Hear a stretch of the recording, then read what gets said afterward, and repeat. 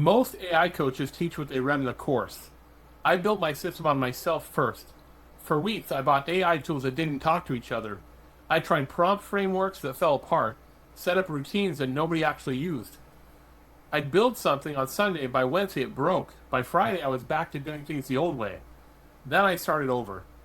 Built one piece at a time, made it work for the actual mess of my actual day. Meeting prep, family priorities, side projects, health goals, all of it. By the second month, it ran without me babysitting it.